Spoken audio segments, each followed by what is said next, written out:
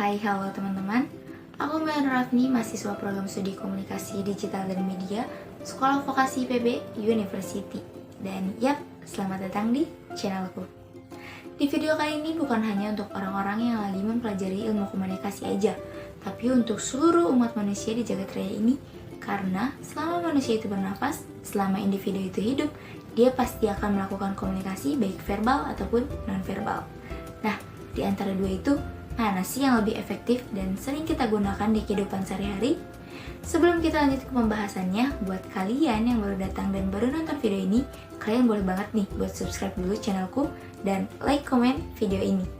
Oke, tanpa tunggu lama lagi, yuk langsung aja ke pembahasannya. Check it out!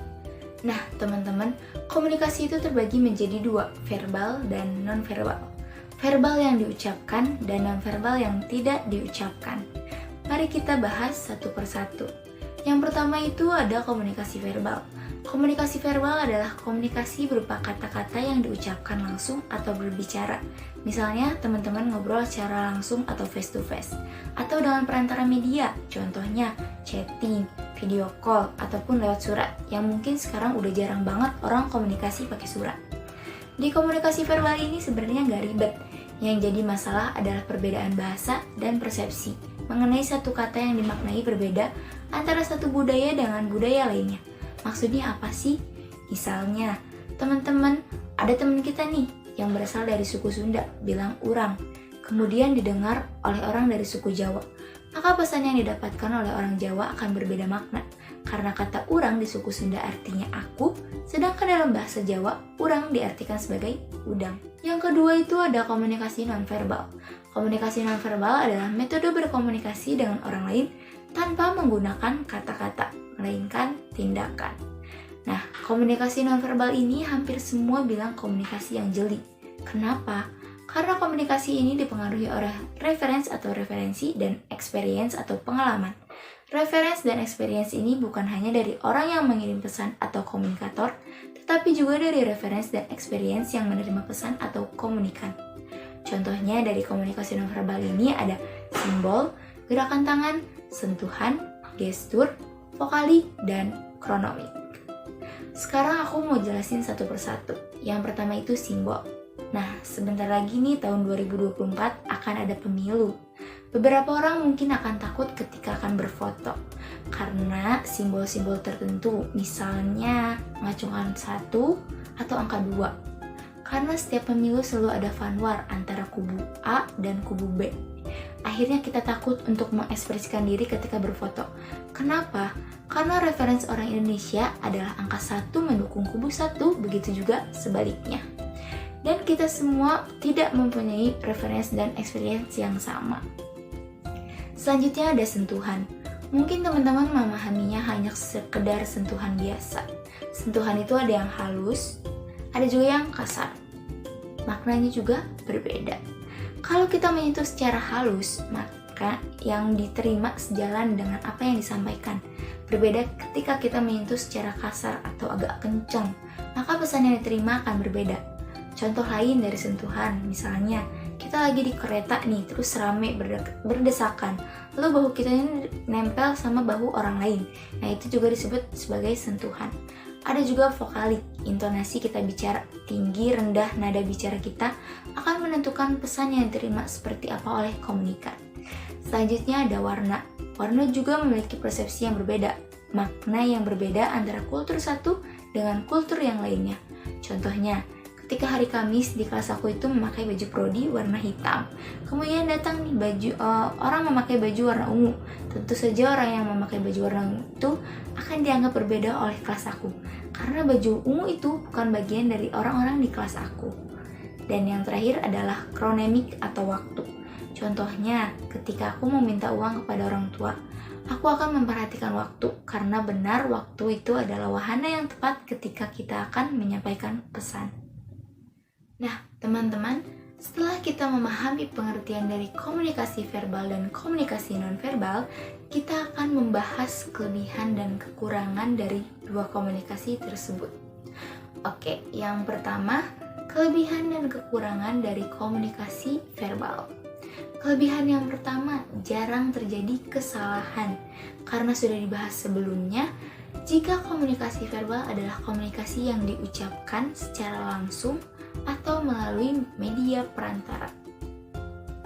Yang kedua, komunikasi lebih mudah jika berkomunikasi dengan seseorang dari budaya sendiri. Kelebihan lainnya adalah komunikasi verbal mudah digunakan dan lebih efektif menyampaikan maksud dari pesan yang disampaikan. Dan yang terakhir, komunikasi verbal dapat digunakan untuk menyelesaikan suatu masalah seperti diskusi atau rapat. Selanjutnya kita membahas kekurangan dari komunikasi verbal. Yang pertama, komunikasi verbal sering mengalami gangguan seperti suara yang gaduh atau noise, sehingga komunikasi yang dihasilkan menjadi kurang sempurna. Yang kedua, keterbatasan kosakata, sehingga pesan yang harusnya disampaikan dengan baik menjadi kurang tepat. Kekurangan lainnya adalah sulit dimengerti apabila antara komunikator dan komunikan berlainan bahasa dan budaya, dan mereka tidak memahami bahasa komunikasinya. Dan kekurangan dari komunikasi verbal yang terakhir adalah komunikasi yang bersifat penting tapi panjang, luas, dan banyak tidak dapat disampaikan secara efektif dengan komunikasi lisan. Setelah mengetahui kelebihan dan kekurangan dari komunikasi verbal, selanjutnya aku akan membahas kelebihan dan kekurangan dari komunikasi nonverbal. Kelebihan yang pertama adalah komunikasi nonverbal mudah dipahami tanpa harus menjelaskan lebih lanjut karena sudah bisa menjelaskan pesan yang akan disampaikan. Yang kedua adalah perilaku nonverbal seseorang dapat mengetahui emosional orang tersebut. Contohnya, ketika kita sedang marah, terus teman kita nanya, kenapa? Biasanya kita cuma jawab diam dengan tatapan yang agak tajam gitu ya. Selanjutnya, komunikasi nonverbal melengkapi, mempertegas, dan dapat menggantikan komunikasi dan perilaku verbal. Dan kelebihan terakhir adalah perilaku nonverbal lebih jujur daripada perilaku verbal. Contohnya, ketika seorang dosen melihat jam tangannya beberapa kali, padahal dosen tersebut tuh udah mengatakan bahwa dia mempunyai banyak waktu untuk berbicara dengan mahasiswanya. Dari contoh tersebut tuh terlihat bahwa dosen tersebut tuh sebenarnya lagi buru-buru gitu. Dan yang terakhir adalah untuk kekurangan dari komunikasi nonverbal. Yang pertama, kadang terjadi kesalahpahaman dalam memahami makna dari komunikasi nonverbal. Kemudian kekurangan lainnya adalah kurang sopan bila digunakan dalam komunikasi formal. Contohnya, ketika kita ditanya oleh orang yang lebih tua dari kita hanya menjawab dengan anggukan atau gelengan. Selanjutnya, tidak dapat digunakan untuk menyelesaikan masalah. Karena sudah dibahas sebelumnya, jika komunikasi nonverbal adalah komunikasi yang tidak diucapkan. Dan kekurangan terakhir dari komunikasi nonverbal adalah komunikasi ini hanya bisa digunakan di lingkungan dan budaya sendiri saja. Oke teman-teman, setelah mengetahui pengertian, kelebihan, dan kekurangan dari komunikasi verbal dan nonverbal, pertanyaan selanjutnya adalah lebih efektif mana sih antara komunikasi verbal atau komunikasi nonverbal?